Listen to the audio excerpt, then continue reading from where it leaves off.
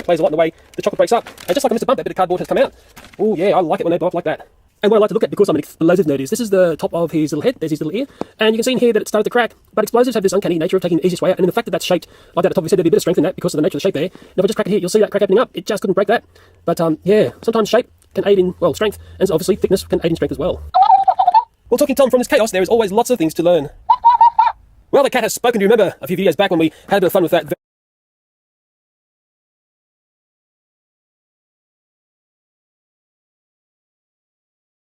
very nasty truck from that Kmart egg selection and a helicopter? Real nasty stuff. I went to Kmart and I picked up some more what look like very nasty toys.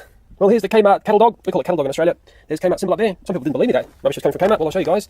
There's the cars about to blow up. $5. Come down here. There's the robot man. We're about to blow up. And there's that very nasty set right there. No, $9. Well, who knows? What we're about to look at might be better than this rubbish we looked at before. Push that to the side. Let's get into this car set and let's get into this robot. Well, the first one I have a bit of a play with is the 3 eggs with 2 friction cars. Now, what's very interesting is the read under the box, which we'll look at next. Ooh, look at that Easter glory. Oh, yeah.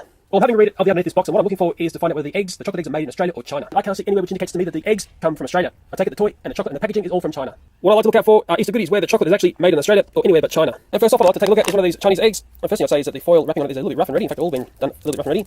Let's just take a look at what we've got here. Probably most people don't care what they put in their mouth, but I don't know, I've just got this thing about food stuff from China. I try to steer clear of it. That's just my philosophy. Yeah, I dare say it would taste like chocolate from China, which we will not say any more about. And next, let's take a look at one of these cards. Okay, as an in-hand appraisal, I dare say the sticker work is fairly good for something made in China. It's got a very light and cheap feel to it. It certainly has a friction action on the back wheels. See how it goes on a bit of a flexing test. No, cheap and nasty boys and girls. Look at that. I can basically just rip. Look at that. I'm putting actually zero effort into this thing, and it's falling apart. It's just cheap and nasty crap. I mean, the funny thing is there are actually screws. There's 3 screws on that base part that was meant to hold the base on to stop it from coming off, and it took very little effort at all to actually break this off. And the problem with this is it's just made with the weakest plastic known to man. Look at this. I'm putting absolutely no effort into this. Look at that. It is, well, it's like butter. I just cannot believe that this crap isn't. Look at that. I'm putting so little effort into that, and it just breaks. Man, oh man, I'll tell you what, this is just really, that's really, really nasty stuff. And the thing there is, if a child got into this, and the next thing is they're pulling this friction motor apart, and they're swallowing little gears and stuff. Look at this. Give me a break. You know, it's funny, I've gone back to look at the box, and they say that there is the get out of jail clause. And what I'm going to do is, we'll put an explosive charge underneath this one here, and see how we can break it apart. Watch out, Talking Tom, this car's a bomb.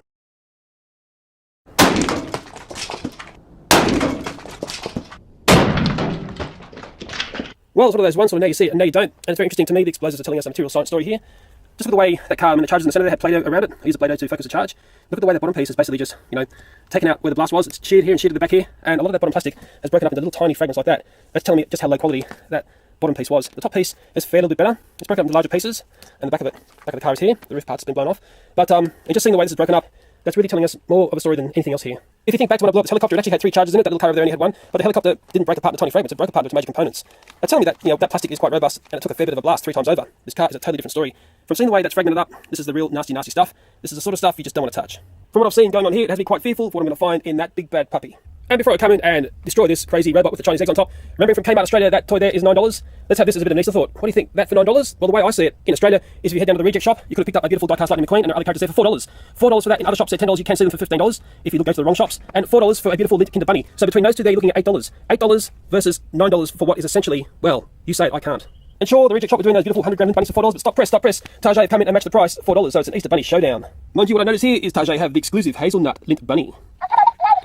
Well, that crazy cat Talking Tom is getting impatient. I'm going to get rid of those eggs and go straight in the bin. And let's get this robot out. Remember guys, $9? Kmart Australia. Here it comes. Looks like a Power Ranger gone wrong. Well, hello, nasty robot. It feels cheap and nasty. This thing was loose in the packaging. I think that's something was meant to hold in the packaging. It's got some sort of very cheap and nasty weaponry here. Out you come. I do notice on the back here, there's one of those little tags you pull out. So there must be battery in this and it makes a sound. I'll see the button in it.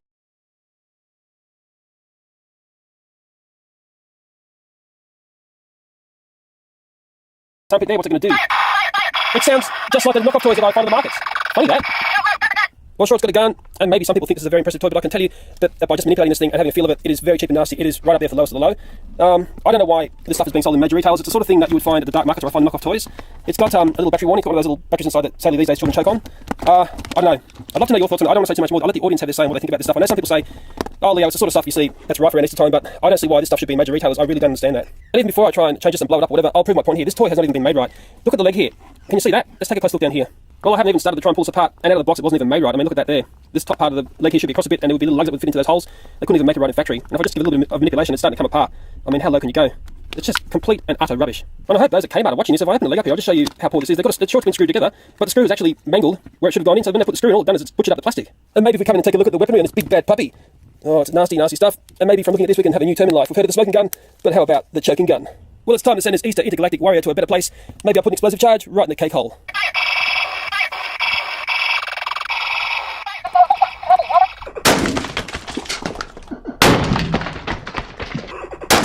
Well, I think the lesson there is you don't mess with a cat that's got bombs. Well, we're going to come in and do a bit of a look at what went on. Because it'll teach us stuff about the materials that robot was made of. Talking Tom survived. His bombs are no match for that. Very nasty gun. The legs are left standing here, and I'll put blue tack under the legs. That's why they're left standing there. Looks sort of funny, doesn't it? And if you track across all these bits here, we're down on the ground. And considering the way this toy has blown up into very small fragments and shards of plastic, it tells us something about the material it was made with. The brains of this intergalactic warrior were not in its head. It was down at its chest. There it is there. There's a speaker. There's the LED on the end of the wire. There's a little switch that turns it on and off. If I turn it over, that was the battery pack in there, and I can only find one of the button batteries. The other curious fact about that blast was I noticed this little gold skull cap down here, and that's from a Smurf toy up the back. And there he is there. Somebody must have come along and give him a hard whack. Well, like I can show you after I've done these Easter blow-up videos, I'm going to have to come along and clean up all my toys, which are around my toy review area. There's all the little bits of Play-Doh in there, there's bits of chocolate, there's bits of plastic. It's turning into a real mess. Okay, what's more dangerous, a really cheap and nasty Easter robot, or a talking Tom with a loaded gun? Well, as some of you may know, I'm a bit of a fan of the M&M's merchandise, and they do have Easter stuff. Well, there's a beautiful green M&M, and she's got a basket of eggs here. She's got some beautiful bunny ears, and her fan spins if I push the button. Isn't she lovely? And I can show you what she looks like when she's in, well, what would you call it, seasonal mode. There she is as a normal green M&M. She's got a bit of a funny look to her, but I do like this M&M seasonal stuff. Here's a very cool blue guy. He's always got glasses on for some reason, and he also came out in a Christmas theme. Remembering I'm a collector of this, and you can have fan fights if you're really desperate for, action. And here's the red M&M. I'm a bit of a fan of him. That's great. Eye candy around the home.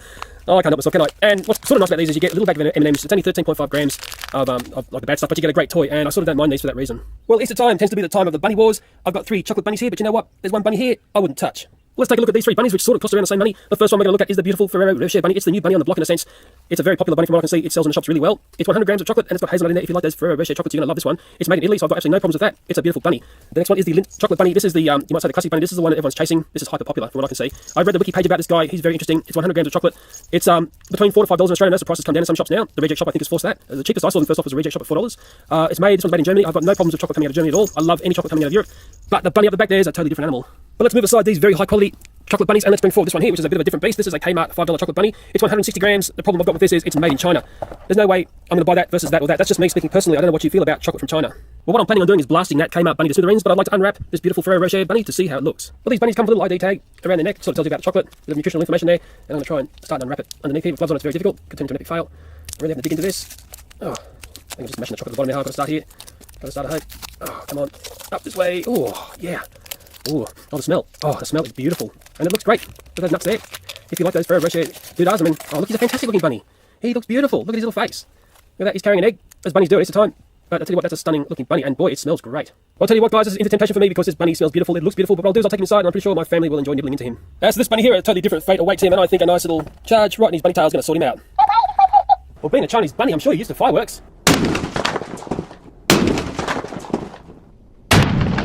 I dare say that's that bunny's version of breakdancing. Don't worry, talking Tom, it's just a Chinese bunny that blew up next to you. You'll be fine. I'm sitting here, and I'll sit you up over there, okay? You be quiet, okay? Quiet. What's interesting about that blast is all this chocolate here was down on the ground and projected forward from the bunny blast. There's his cute little face, how sad. And it's interesting, the mould had some fairly thick pieces in there. Some of the mould is cast fairly thick. Is that his foot? The great big lump of chocolate. But the most interesting aspect to it was the fact that his little case that he was in, this quite strong plastic case, we call it a coffin now, that took a fair bit of blast to blow that apart. It's actually quite a muffled blast because of the packaging. So it's interesting, each blast you learn a bit about the chocolate. We'll just bring more pieces of chocolate over here. There's another really thick piece. You learn about the packaging and the way it reacts. But yeah, that bunny is busted. Oh.